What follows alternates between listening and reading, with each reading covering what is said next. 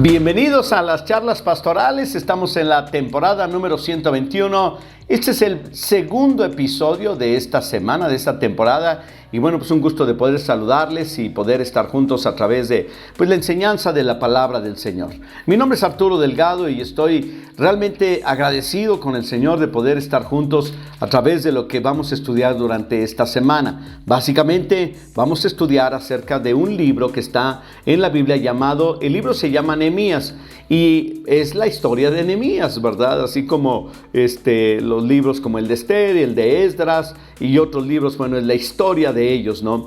Y tenemos nosotros en Nehemías uno de esos libros muy interesantes. Ahora déjenme les explico un poquito, pero mejor vamos directamente a la pregunta y luego ya les explico un poquito el contexto.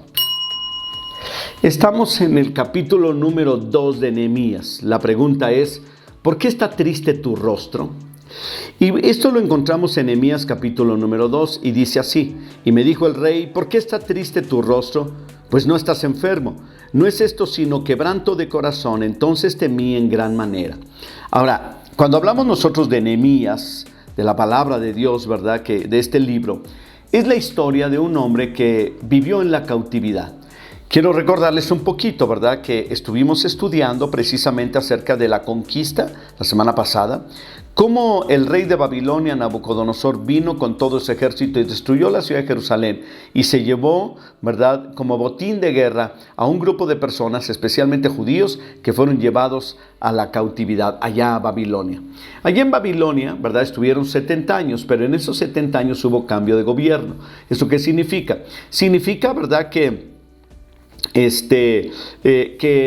gobernó, ¿verdad?, en una época el rey Nabucodonosor y luego después uno de sus hijos llamado Belsasar, pero luego después fueron conquistados por el imperio de Media y de Persia, o sea, imperio medo-persa. Entonces, y allí hubo varios reyes, entre ellos Artajerjes fue uno de ellos, el rey Asuero fue otro, y también el rey Darío, el rey Ciro también. Fueron algunos de los que, protagonizaron allí como reyes en esos años de la cautividad. Entonces, cuando hablamos de Nehemías, Nehemías era copero del rey, era del pueblo de Israel, estaba extranjero, pero al mismo tiempo era una persona, ¿verdad?, que había sido o estaba en la cautividad en el reino del norte, en este caso el imperio medo-persa. Y cuando la Biblia nos dice, ¿verdad?, aquí en esta pregunta, ¿por qué está triste tu rostro? Pues resulta, déjenme hablarles un poquito acerca de la ocasión.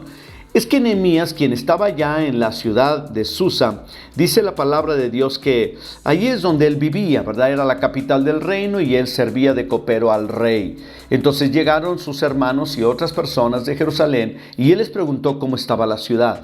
Y entonces dijeron: la ciudad está destruida, ¿verdad?, desprotegida, los muros, las puertas han sido derribados y quemados y el pueblo se ha diseminado por todas partes, ¿no?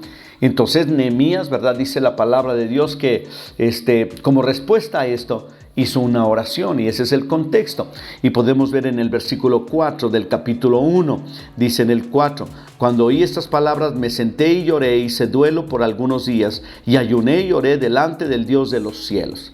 Y luego en el versículo número 7 dice: en extremo, en la oración, le dice al Señor: en extremo nos hemos corrompido contra ti, y no hemos guardado los mandamientos, estatutos y preceptos que diste a Moisés tu siervo.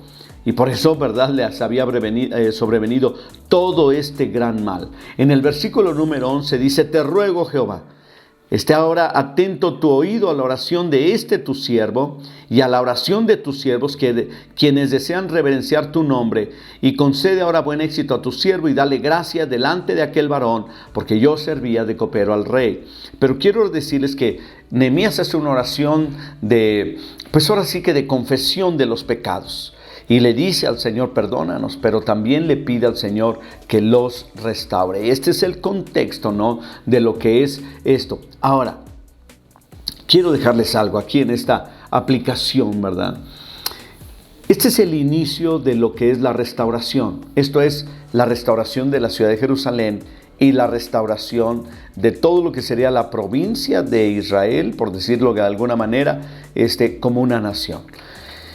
Algo que llama la atención es que ellos estuvieron cautivos allá en la cautividad, por decirlo de alguna manera, durante 70 años, pero Dios se había prometido que iban a regresar.